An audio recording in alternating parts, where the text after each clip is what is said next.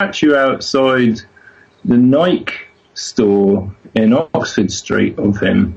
He is a living god. He is golden balls. But he retired the day the sun moved into Gemini, which I thought was quite symbolic.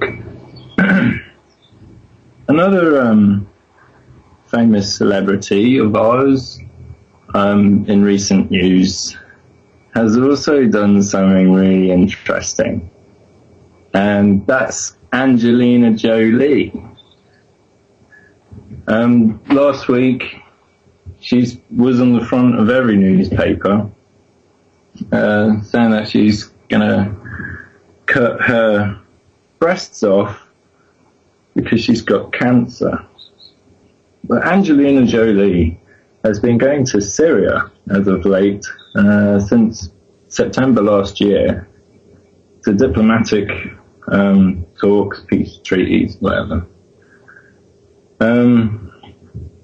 At first, I question why a celebrity is getting involved in this way, but this is where it is a little bit interesting. In the subconscious, as a collective, we see Angelina Jolie as a warrioress. And she has done films such as Tomb Raider, Gone in 60 Seconds, etc. She's done a lot of action movies. In ancient times, in ancient Greece, the Greeks used to speak of the Amazonians. They were warrior women from the Ukraine kind of area. A Amazon in ancient Greek means with no breasts. Isn't that amazing? The women would cut their breasts off so that they can throw javelins better in war. So I relate the Amazonians with the ancient Scythians, respectively, so the Nordic Germanic descent. Angelina Jolie's father, Johnny Voight, he's German. Why do the celebrities walk down the red carpet? Only royals have red carpets. Well, America have no royalty, so they have celebrities walk down the red carpet. Well, the Americans do. The US was colonized by Europeans. You look at kind of logical business, you gotta have money to make money. So when America was colonized, it was invested by those who had the wealth. Who had the wealth? Aristocrats. They created Hollywood, in essence. They walked down the red carpet. So do the presidents. Whoever walks down the red carpet is privileged, with inheritance, private education, just a different lifestyle altogether. Private education means secret education, in a way. So those with the blood have been taught things that those without the blood wouldn't really be taught. So whoever walks down the red carpet has this kind of wizard blood, like they have in Harry Potter. The celebrity worship is a cult in modern day. It mimics the ancient stellar religion of Egypt. So in the past, we looked up into the starry sky and told stories of legends and heroes. Nowadays it's much the same. We watch the movie screens and the TV.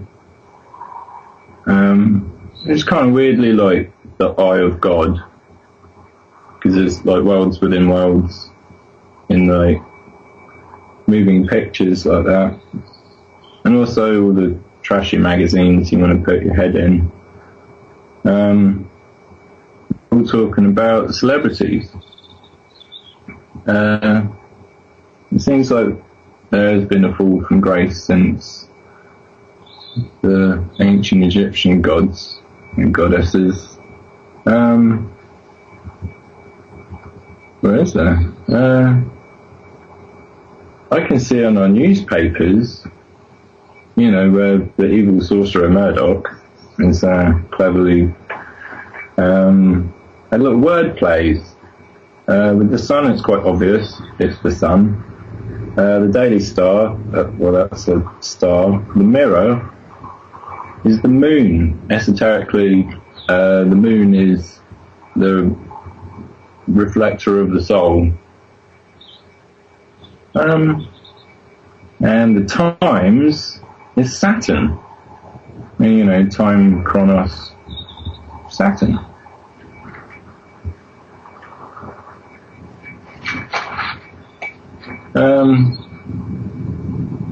So these aristocrats that have created all this for us, what is the divine right to rule?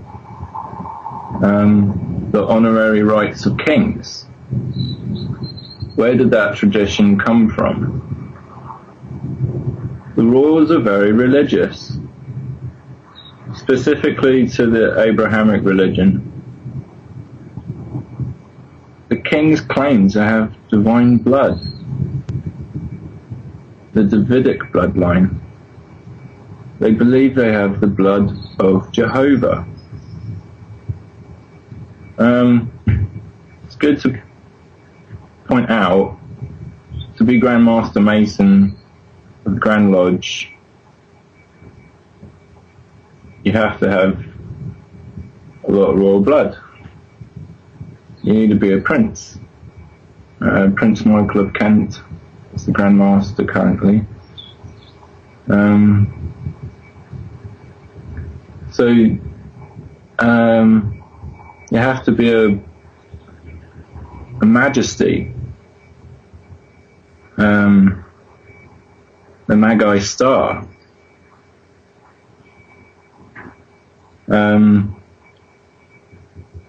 Royalty has always dictated reality. It's their job. They are keepers of the ancient knowledge. The royals claim descent from the angels.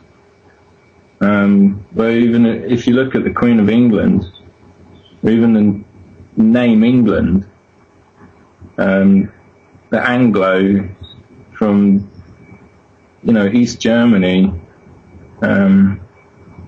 with the Anglo-Saxon. But the Saxon is Scythian.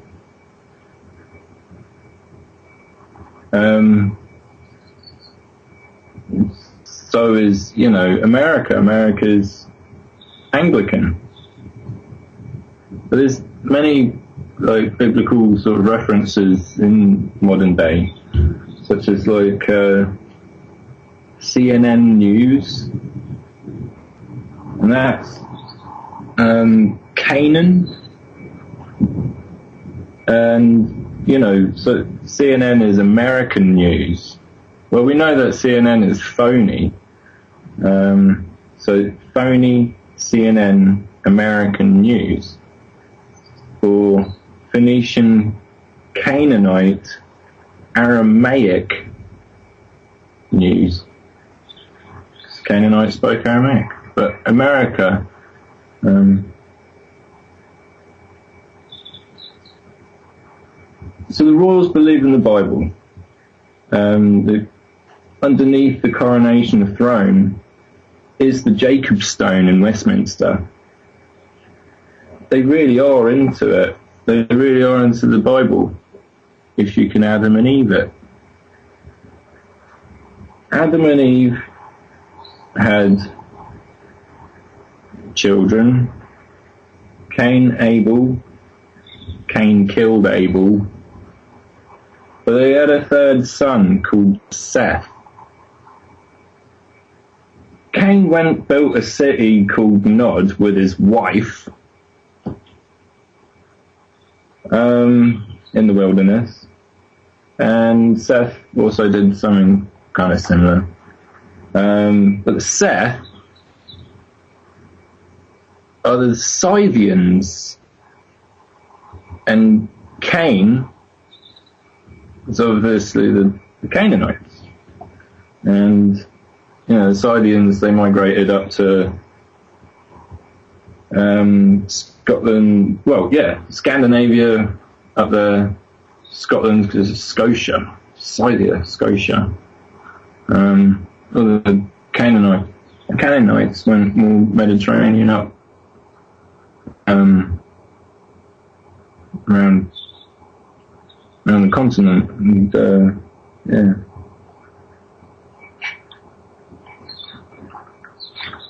So these ancient brotherhoods have never forgotten their ancient beginnings. They have kept this tradition of the divine blood line to rule for thousands of years. So back to modern day, to see the royalty, the share and influence on the creation of culture, like the coincidence of the coronation, of the birth of TV and the coronation of the Queen and the birth of TV in the UK. But the Queen really didn't like something you'd know about it. You know, she'd detain you at her own pleasure if something was out of fashion, if you know what I mean.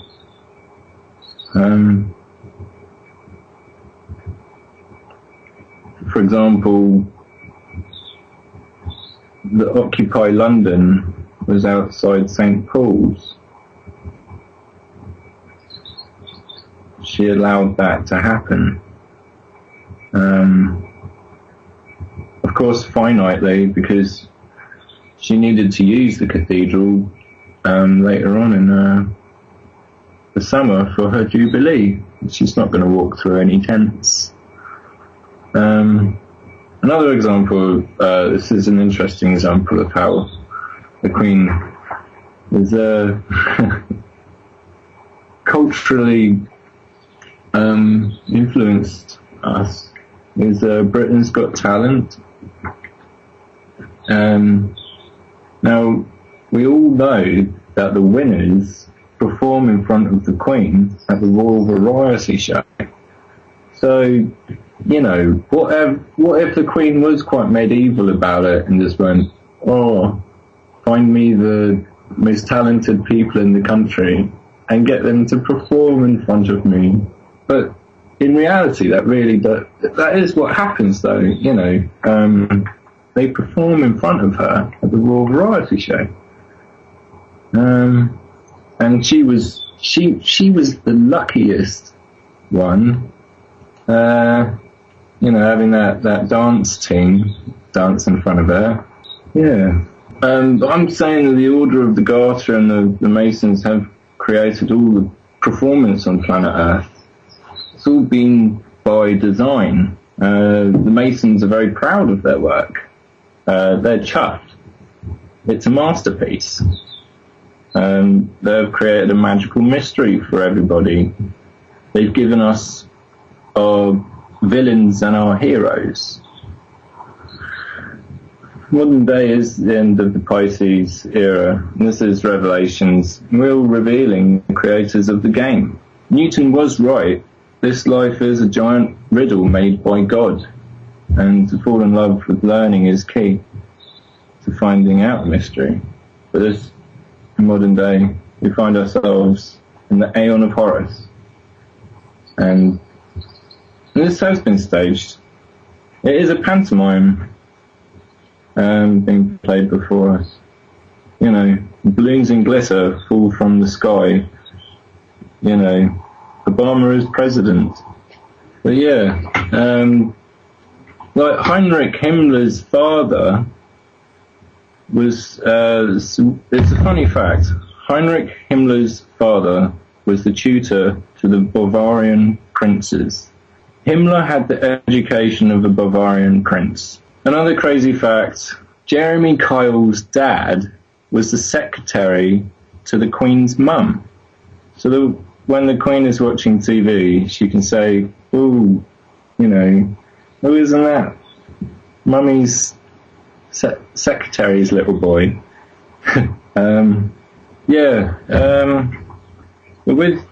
With Nazis, I found it interesting in German mythology. They talk of light elves, and they explain that the light elves, they're very fair in complexion, blonde, blue eyes, quite tall.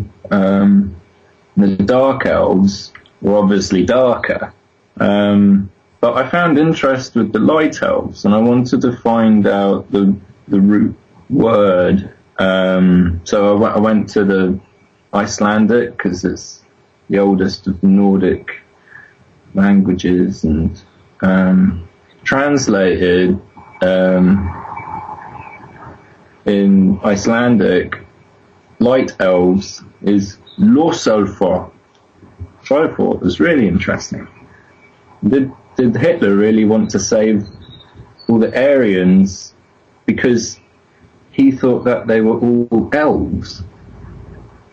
But yeah, I really want to bring up to Brian Starlin. Has anyone ever heard of Brian Starlin? If you haven't, Google him. Brian Starlin blogspot.com or something. But if you Google it, you'll find it. He's the leading researchers in past life regression. And on his blog, he's explained himself really well. There's lots of photos. It's really fun.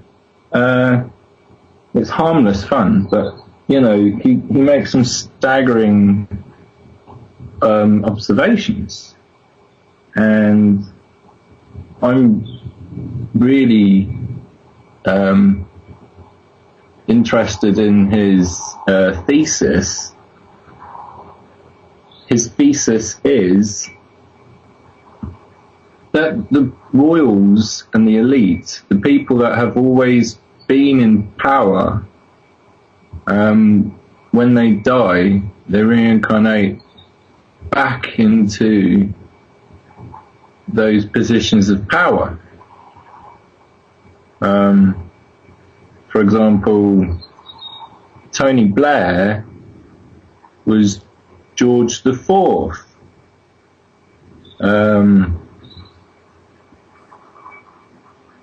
Or Heinrich Himmler was Prince Albert.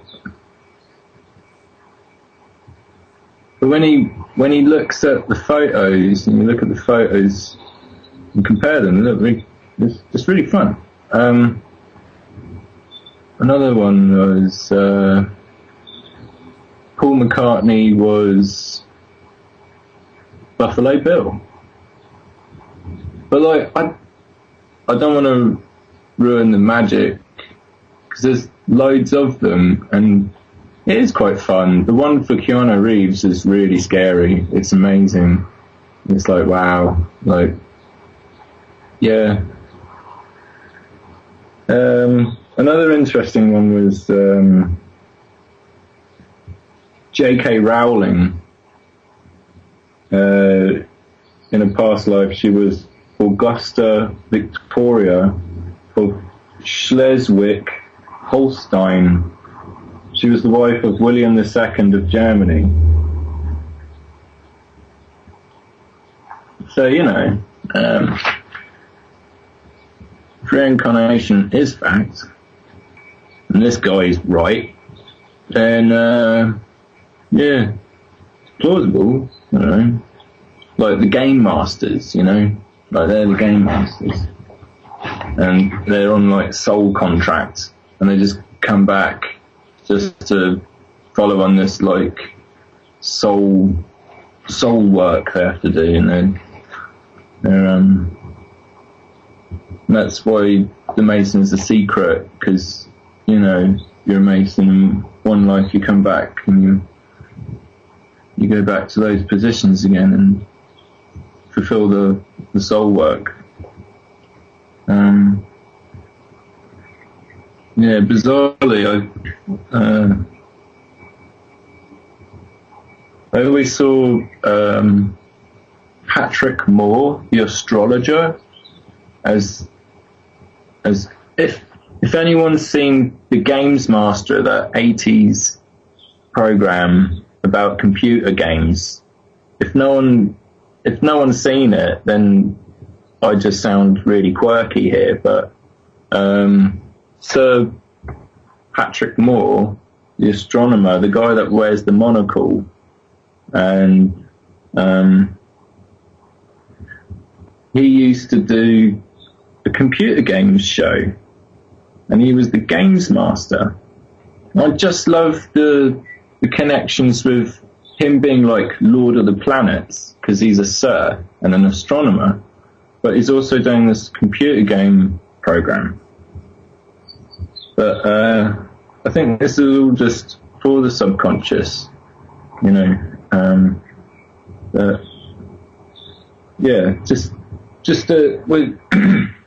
yeah.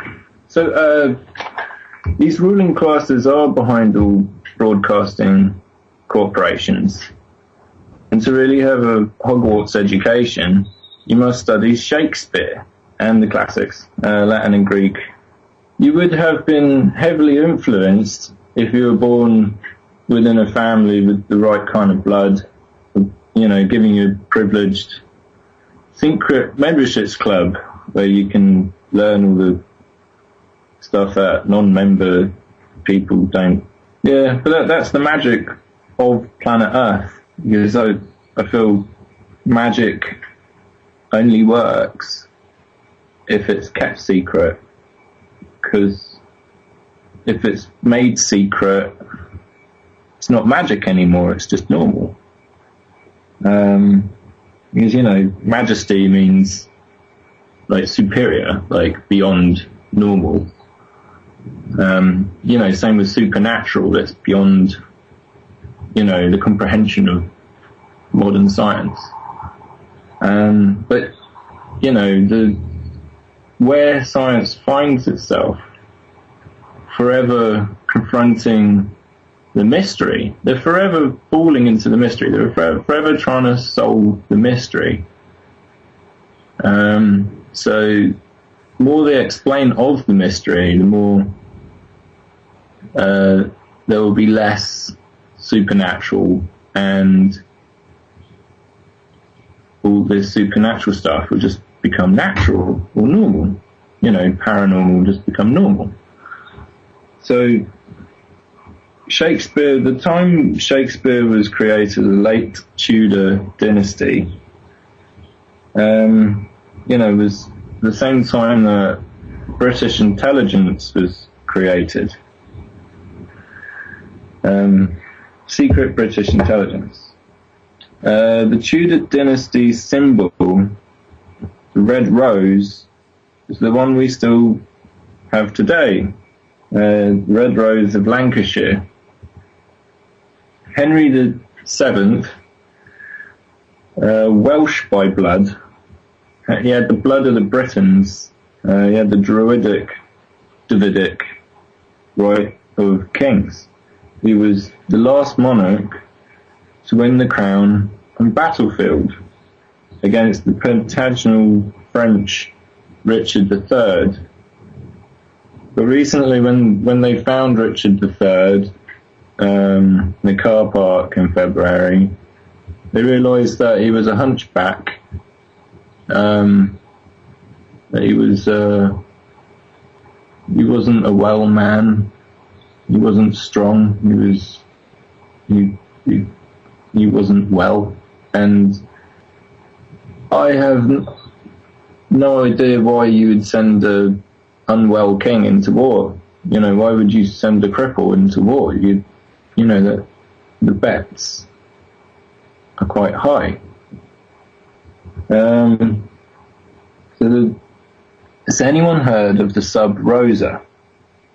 Originally Egyptian, but many of these traditions with the royals and the masons are very, very heavily Egyptian. They really take a shining to Egypt.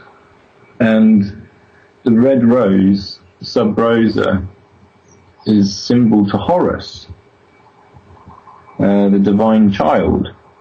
And Horus is symbolized with his finger to his lips in the hieroglyphics. He's a little child with the finger to his lips because he knows the secret, because he's a sub Rosa. For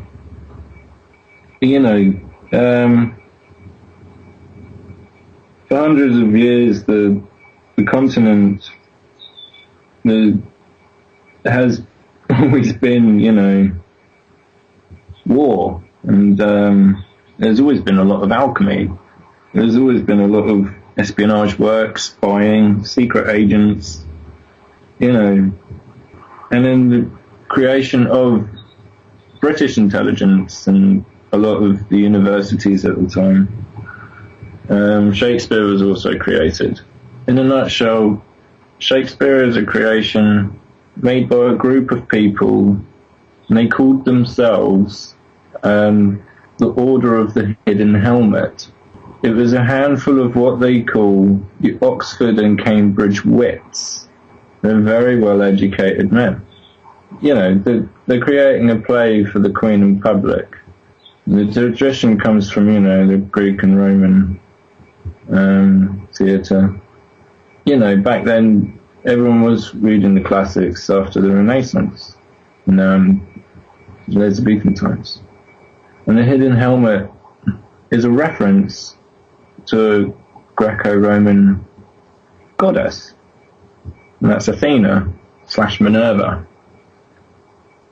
And legend has it, whoever wore her helmet would turn invisible. Shakespeare is a pseudonym, as in the Shakespeares of the Greek and Roman, but Athena and Apollo. So we've got Athena again. And they say the Shakespeares shake their spears in the face of ignorance. And they were the satirists of the day, like what archetype they played in the theatre. Of government and superiors. But Plato said, if you want to know about Athenian society, read the plays of Aristophanes. Francis Bacon held many ancient ruling Athenian class mentalities, such as he despised the workers. With Shakespeare to not just inform us, educate us, bring us to a more sophisticated level culturally, and also to intimidate us and keep this class divide. Naturally, I find clues to modern day cultural trendsetters. I found a club in Pall Mall. It's called the Athenian Club. Members include royalists, dukes, lords, colonialists, eugenicists, scientists, well-known authors, businessmen alike, Churchill, Cecil Rhodes, Darwin.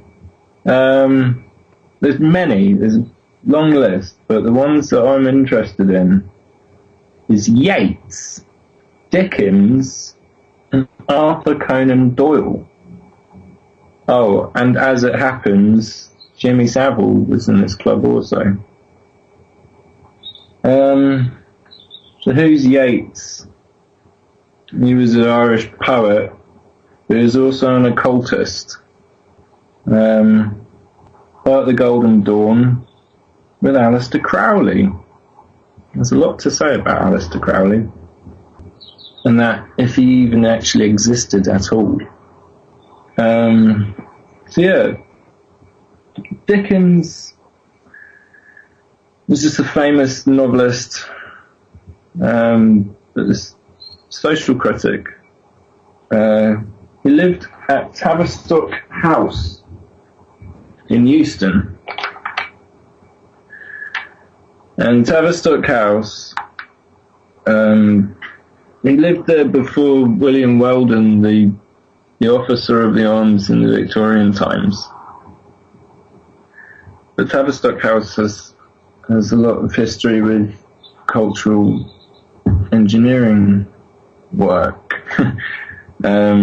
And this whole play that I'm explaining, outside Tavistock House, down Tavistock Square, was where the 7/7 bus bombing was. And 5 minutes north, you take a walk, and at Euston Station, very close around this Euston Station, you got the Magic Circle there. That's the secret magic club. And you go 5 minutes east, walk 5 minutes east, and you get to King's Cross Station, and you run into a pillar, and you can fuck off back to Hogwarts. The tie-in here with the eugenics and the colonialists and the like is how the Beatles, a creation of Tavistock and the Frankfurt School, they give you hints in the Magical Mystery Tour of Houston. Ravi Shankar's restaurant is round the corner from the Magic Circle, which is really quirky. And is it coincidence, these things? But, I tie it in with colonization because, the Beatles and the Rolling Stones, they called it the British invasion of America. But what did they bring there? A total culture shock. They brought in, if you're aware of Aleister Crowley's work, the Aeon of Horus. Aleister Crowley's three muses, sex, drugs, and rock and roll. But, he never existed. He's made up, only to, for a few reasons, to enforce this cultural trend of, Dionysusism and Venetian pan worship and all these,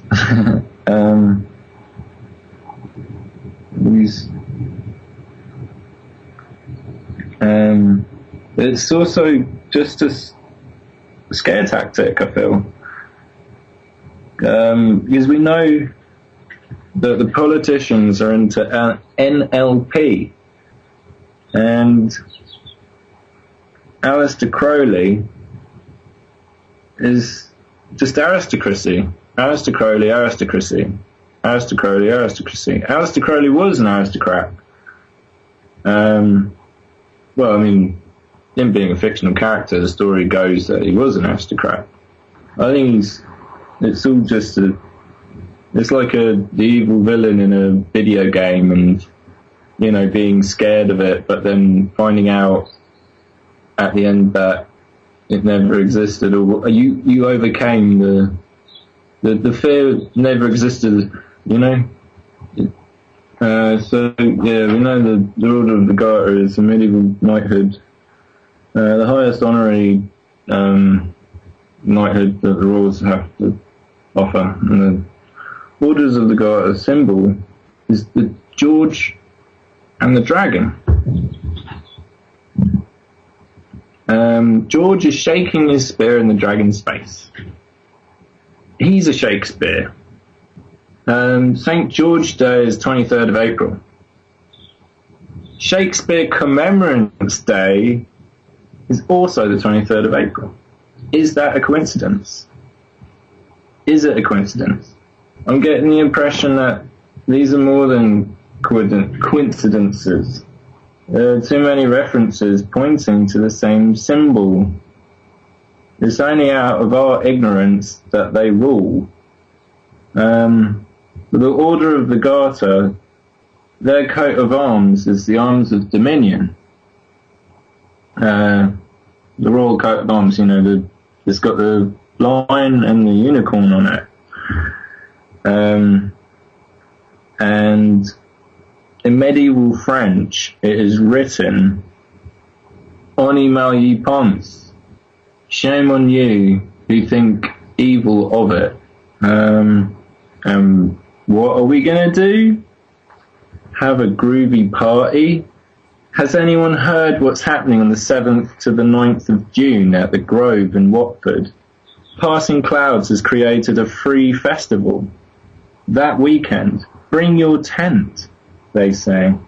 It's got music, arts and crafts, hippie food, all of the rest of the standard hippie cliche festival stuff. Oh, and David Icke and Alex Jones are going to be there to talk. This is real, by the way. This isn't a joke. I'm fascinated with what they're actually doing here. Call it transparency. For people that aren't into what information we're into, and there's only an awoken few, I feel, and most other people would just think, oh, it's just a festival, To be honest, it blew my mind, and I still haven't let the dust settle yet. I've not. If anyone wants to call in and have a conversation about it, because it's still so new to me. I just found out about it yesterday, and it just totally changed my world. Interestingly, I see David Icke as the modern day Shakespeare. If Shakespeare is the symbol of, shame on you if you're ignorant, if you don't know what you're talking about, or if you're ignorant and you just go along with what David Icke's saying, and condemnation without investigation is the height of ignorance.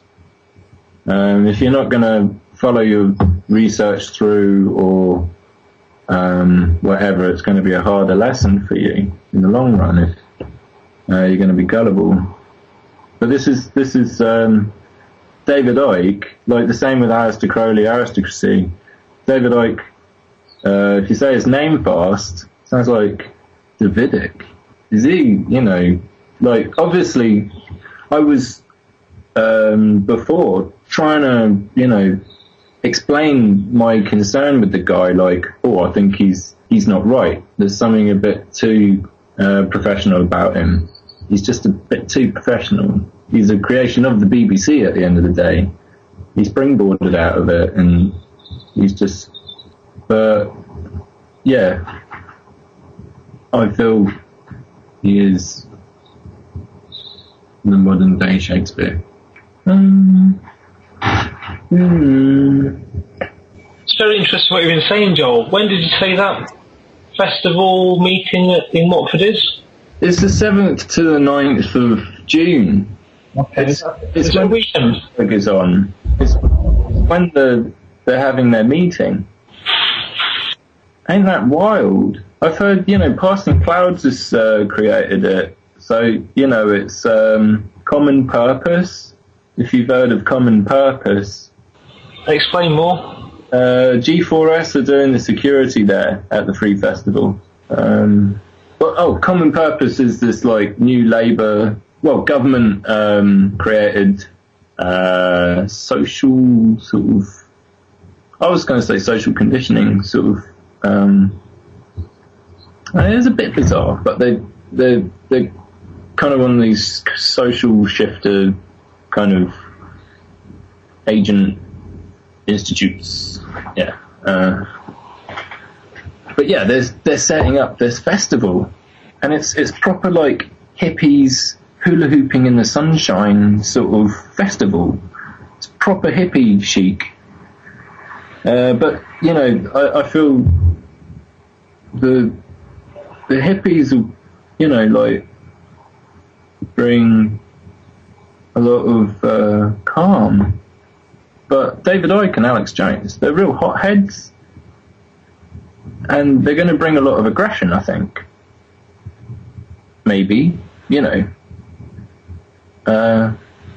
it's just interesting what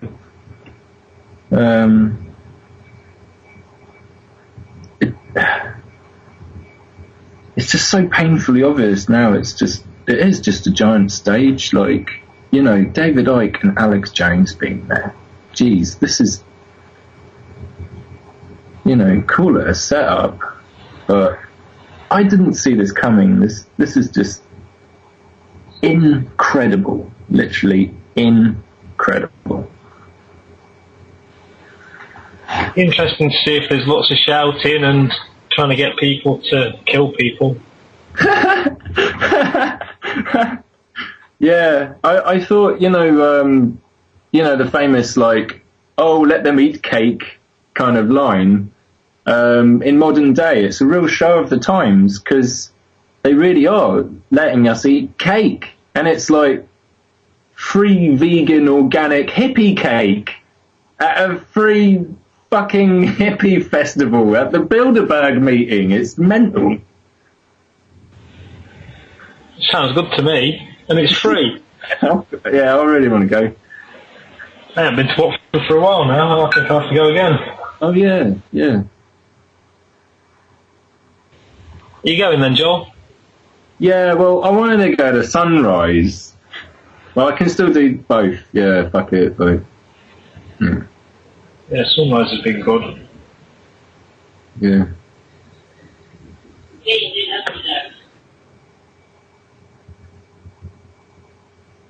Do you have any questions, or so how much time do I have left? You have 5 minutes. Do you have any questions? Questions? That's a good question. I just watch things how they unfold, really. I find that's usually the best answer. Are you going to Sunrise Festival to do anything specific, or just a festival? Yeah, just a festival. Isn't it May the 20th? It finishes before the other one, doesn't it? It's May the 30th this year. Yeah. So you'd be able to go to both. You'd be able to go one, then the other. Yeah. In all honesty, it's just blown my mind what they're doing at the Grove at the Bilderberg meeting. It's just completely blown my mind.